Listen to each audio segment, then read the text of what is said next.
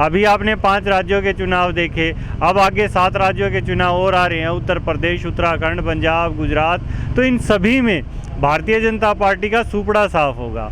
और जो मुझे किसान आंदोलन का लग रहा है, किसान आंदोलन का जो धीरे धीरे उग्रूप हो रहा है, आंदोलन जड़ों में बढ़ रहा है, मुझे लग रहा है कहीं ना कहीं भारतीय जनता पार्टी के सामने ये समस्या भी आ सकती है कि उसे पूरे कैंडिडेट मिलेंगे या नहीं। Some time any publicity is a good publicity.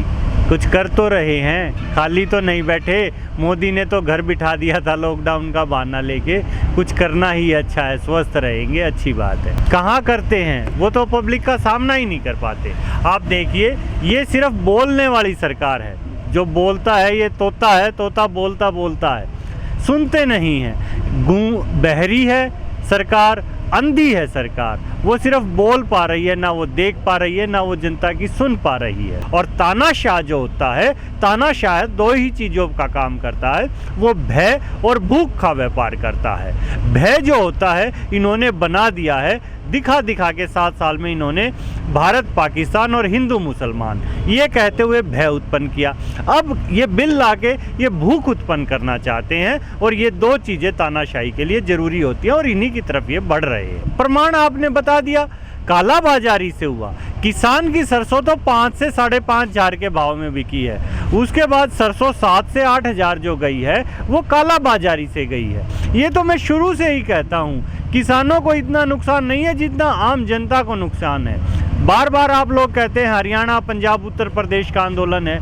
क्यों? शहरों में रहने वाले लोग शायद ये जानते नहीं कि गेहूं सिर्फ उत्तर भारत में होता है, ठंड के सीज़न में होता है। गेहूं के लिए 4 से 8 डिग्री टेम्परेचर चाहिए, और पूरे भारत में 1 से 1.5 लाख करोड़ का गेहूं होता है। और अडानी और इनको 6 लाख करोड़ बैंक का लोन दिया जा चुका है, तो वो तो खरीद लेंगे।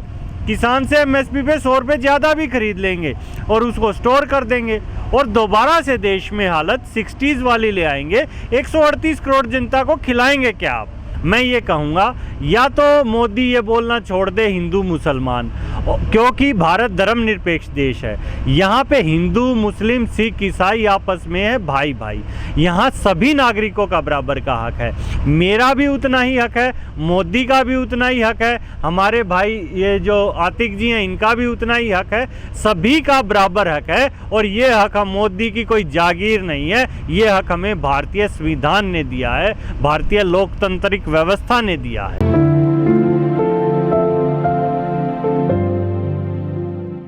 सभी साथियों को नमस्कार। सफलता तो मिल ही रही है, किसान की फसल अच्छे एमएसपी पे बिक रही है। अभी देखा होगा आपने, रबी की फसल भी बिकी है और आगे भी बिकेगी। तो ये किसान की सफलताओं का दौर है। चाहे हरियाणा कहें, चाहे पंजाब कहें, चाहे कर्नाटका कहें, चाहे उत्तर प्रदेश कहें, आज किसान की बात सुनी जा रही है, तो ये इस आंदोलन का ही परिणाम है। बाकी मोदी जी कहते हैं, शुरू में जब आए थे 14 में, बोले विकास विकास समय लगेगा, तो 7 महीने हो गए हैं, तो अभी विकास को पैदा होने देते हैं, 2 महीने और वेट कर लेते हैं। अरे भाई, किसानों के आंदोलन से उनका कोई लेना देना ही नहीं है। अगर किसानों के आंदोलन से भारतीय जनता पार्टी का लेना देना कुछ होता तो अब तक किसानों की मांग मान लेती। कोरोना काल चल रहा है, जो भारतीय जनता पार्टी के प्रधानमंत्री देश के चुने हुए हैं नरेंद्र मोदी, वो तो हवाई यात्रा विदेशों में करते थे, लॉकडाउन लग गया। ऐसे ही एक जहाज़ उत्तर प्रदेश सरकार ने भी खरीद रखा है, वो भी थोड़ा घूम लेंगे। नहीं, बाबा ने किस जहाज़ मिला करते, मुश्किल तो मिले हैं, तो बाबा ने लेने दो मौज। लेकिन किसान कहते हैं ना कि हम बंगाल गए थे तो वहाँ बीजेपी को सत्ता से जो है नज़दीक नहीं आने दिए, हरा कराए भाजपा को। तो किसान उत्तर प्रदेश में कुछ ऐसा चेंज करने वाले हैं, ऐसा कहते हैं। हाँ, बिल्कुल करेंगे। उत्तर प्रदेश में ही नहीं, पूरे भारत में करेंगे। आंदोलन बढ़ रहा है।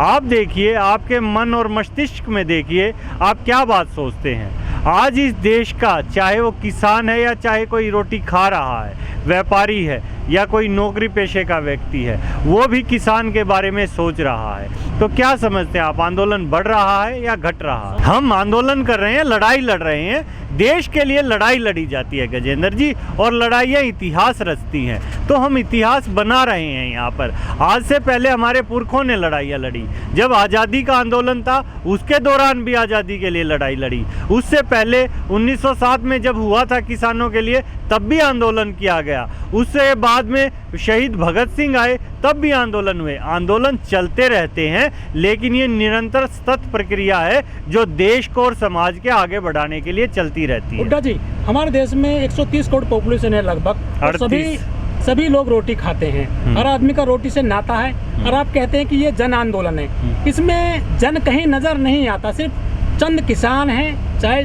कोई सा भी बॉर्डर देख लीजिए। आम आदमी क्यों नहीं जुड़ पा रहा है इस आंदोलन से? कहाँ कमियां रह गई हैं? चलो, आपकी बात सुनकर मैं खुश हुआ। आपने ये तो कहा किसान है, नहीं हमें बुरे बुरे शब्दों से भारतीय जनता पार्टी के द्वारा बोला जा रहा था, लेकिन ऐसा नहीं है। आज आप देखिएगा, यहाँ बाहर जाके थोड़ा कैमरा घुमाइएगा, आसपास गाजीपुर बैठे हम, खोड़ा गांव है, यहाँ के लोग आते हैं, खाना खाते हैं, समर्थन देते हैं। सिंगू बॉर्डर जाएंगे तो वहाँ देखेंगे खट्टर ने अपना प्रोग्राम किया था बड़ौली गांव में, क्यों नहीं हुआ वो? वहाँ के लोकल जो लोग थे, खाप पंचायत थे, वो सभी तो किसान नहीं थे, वो भी लोग आए, सभी लोग आ रहे हैं। आज व्यापारी वर्ग त्रस्त है, आज किसान त्रस्त है, आज युवा त्रस्त है। कौन बचा हुआ? आप किसी एक का तो नाम लीजिए।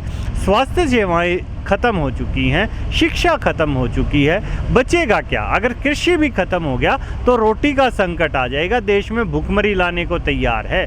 बड़ा अच्छा फील हो रहा है, अभी तो लड़ रहे हैं और हमें निरंतर सफलताएं मिल रही हैं, और ये तीनों काले कानून भी वापसी होंगे, एमएसपी की गारंटी भी मिलेगी, और सरकार भी जाएगी। सरकार में पिछले काफ़ी समय से आपने देखा होगा, जब भी आप प्रश्न करते हैं तो राजनीति शब्द यूज़ करते हैं। राजनीति कर रहे हैं, भारतीय जनता पार्टी रोज़ कहती है ये राजनीति कर रहे हैं। राजनीतिक शब्द को भी नकारात्मक बना दिया गया है, जबकि राजनीति जनता की सेवा के लिए होती है। तो ये आंदोलन दोबारा से राजनीति शब्द को भी जिंदा करेगा और लोगों की सेवा में नए अच्छे नेता इस बार लेके आएगा। क्या केंद्र की राजनीति बदल देगा ये मतलब किसान आंदोलन? बिल्कुल बदलेगा, लेकिन भावना भी बदलेगा। जो आपने सत्ता की चाबी कही, ये सत्ता सत्ता बोल के गुरूर आ जाता है। सेवा की चाबी, इस बार सेवा का ताला खोलेगा और किसान ही देश की सेवा करेगा और किसान देश को आगे लेके जाएगा। हाँ, मैं आपकी बात मान गया ना, लेकिन आप मेरे से प्रश्न कर रहे हैं, मैं जवाब दे रहा हूँ। उनसे प्रश्न कौन करता है? वो तो अपनी अपनी बोल के चुप हो जाते हैं। आप बोलिए, हम करेंगे। यहाँ क्या ऑक्सीजन के लंगर नहीं लगे? यहाँ खाने के नहीं लगे? या लोगों ने मदद नहीं की? किस चीज़ में? लेकिन जो आज आम आदमी, युवा जो पढ़ा लिखा है, वो आवाज़ उठाता है तो उसे जेल में डाल दिया जाता है। क्या शिक्षित होना अपराध है? बताएं मुझे, क्या शिक्षित होना अपराध है? तब तो आप भी सरकार के साथ थे ना, जब युवा जेल में डाला जा रहा था। नहीं, कब थे? हम कभी नहीं थे। गलत कार्यों में किसान कभी भी नहीं रहा। हाँ, किसान का आया क्यों नहीं फिर युवा? किसान था, हमेशा थे आंदोलन में, लेकिन किसान का सब्र का जो पैमाना है, किसान के पास सब्र बहुत ज़्यादा होता है।